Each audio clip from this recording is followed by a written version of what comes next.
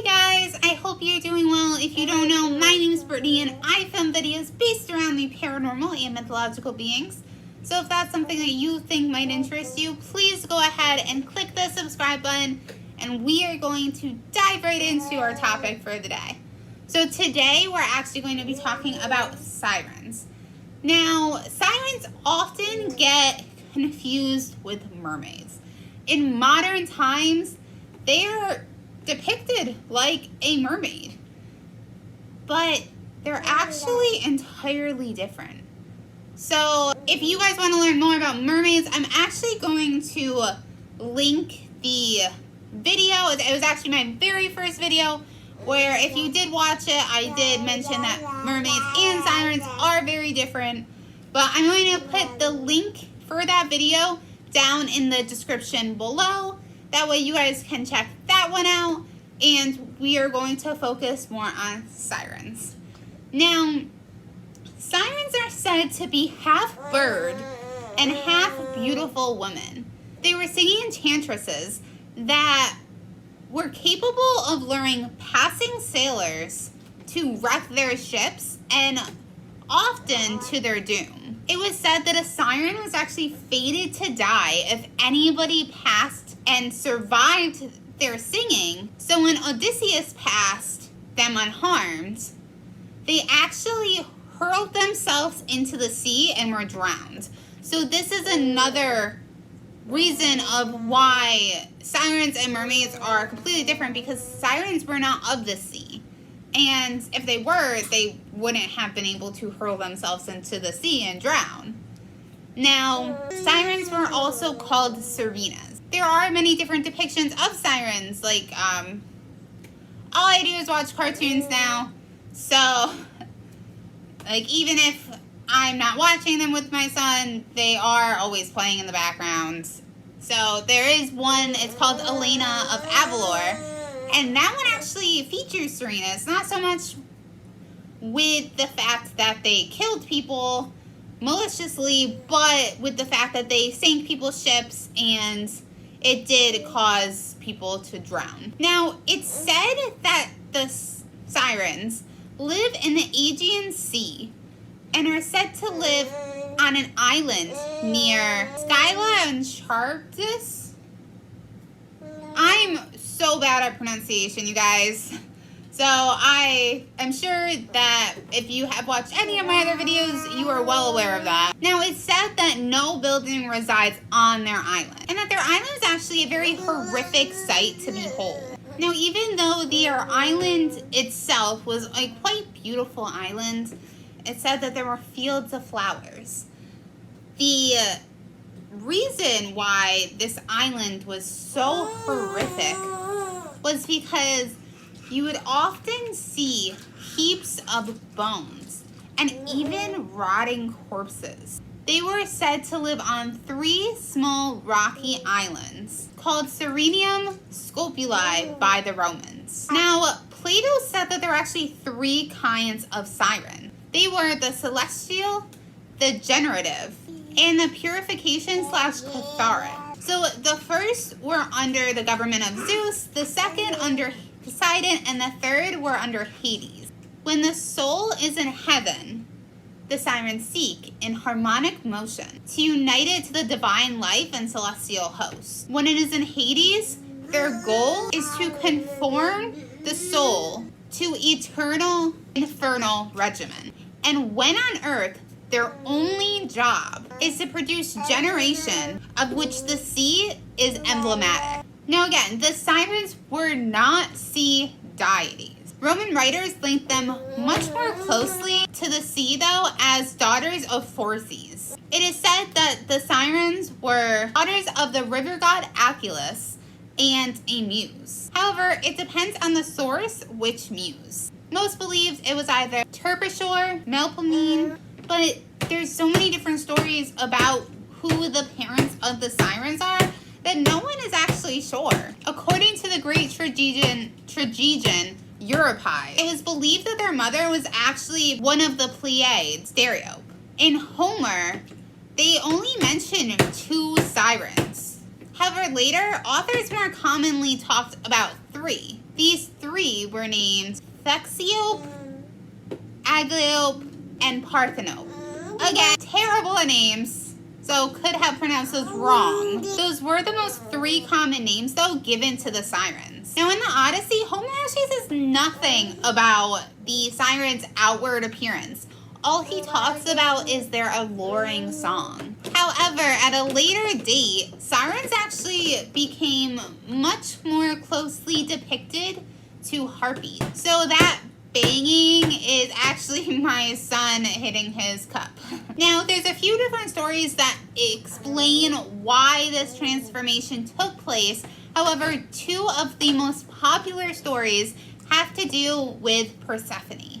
Now, it's said that the sirens were actually either servants or companions to Persephone.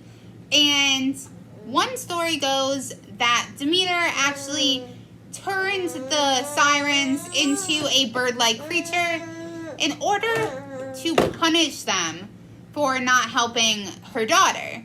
And another story goes that the sirens actually went to Demeter and asked for wings themselves in order to aid her better in finding her daughter. And it said the sirens are actually from Easter origin due to their appearance. So even though sirens are often depicted as voluptuous mermaids, they're actually quite different. Sirens' seductive songs were what lured men to their death, not the way that they look. Only their voice is actually described in the Odyssey, which is the first known documentation of the sirens. So that is a pretty strong indicator that the sirens were not meant to be read offering a sexual temptation. So the exact translation to the part of the Odyssey that actually includes sirens are, "Now stop your ship and listen to our voices. All those who pass this way hear our honeyed song, poured from our mouths.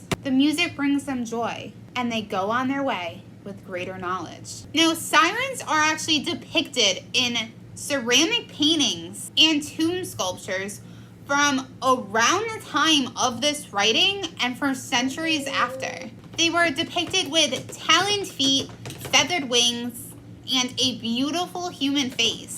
It is said that sirens' voices were not human voices, and their movements were in no way human-like. In ancient Mediterranean and Eastern cultures as far back as 7,000 years ago, birds were often depicted carrying spirits to the underworld. Anatolian vulture goddess, sweeping away the dead with her wings, is pictured on the walls of a 6500 BCE Turkish settlement. Some people actually believe her to have been a siren. Now, it is said that the siren song offers a glimpse behind the veil. It's a chance to hear how earthly glories would echo in eternity. Now, the most famous appearance of a siren is in the Odyssey. After Odysseus made up his mind to leave Aea and head back to Ithaca, the love-stricken Circe had no choice but to let him go. But as he left, she warned him of the dangers that he would face. First, he would come to the sirens, she told him, who enchant all who come near them. If anyone unwarily draws in too close and hears the singing of the siren, his wife and children will never welcome him home again, for they sit in a green field and warble him to death with the sweetness of their song. Now, there's only one way to pass the sirens unharmed, and that was simply to not hear their song. So, heeding Circe's warning, Odysseus ordered his crew to stuff their ears with beeswax. But he was a little bit more daring and decided that he actually did want to hear the song of the siren, so he ordered his crew to tie him to his mast. And he told them that no matter how much he begged or pleaded, do not untie him. So he did hear the song of the sirens, and the sirens promised him tales of all that had occurred during the war at Troy and everywhere else besides. So enchanted, he begged his crew to release him. He ranted, raved, and threatened, but they wouldn't. And thus they saved his life. Now, another famous tale of the Sirens is Jason and the Argonauts. Now, the very moment the Argonauts heard the voices of the Sirens, Orpheus, who was a legendary musician, drew his lyre and started strumming a tune so loud and lovely that the enchanted song of the Sirens were drowned out. However, even a second of the Siren song was enough to enchant one sensitive member of the crew. He jumped overboard and started swimming towards the Sirens. However, lucky for him, he was saved by Aphrodite, who actually ended up taking him as her lover and bore him a son named Eryx. Now, it's also said that the Sirens were never more humiliated than when Hera convinced them to challenge the Muses to a singing contest. Now, the Muses won, and as punishment, they actually plucked the Sirens' feathers and used the feathers to make themselves crowns. So, as you see, the Sirens are very different from mermaids. They don't look anything alike, minus the fact that they have beautiful maiden faces. They are very well known for sinking sailor ships and eating them. So I want to know what you guys think. What you guys think about Sirens and their difference to mermaids. And if you guys have ever heard any stories or legends pertaining to Sirens. I also want to know if there's anything that you guys would love me to dive into. All the ways to contact me are right down below. And if you liked this video, please give it a big thumbs up. And if you have not yet subscribed, please hit the subscribe button. It would mean so much to me. And I will see you guys next time.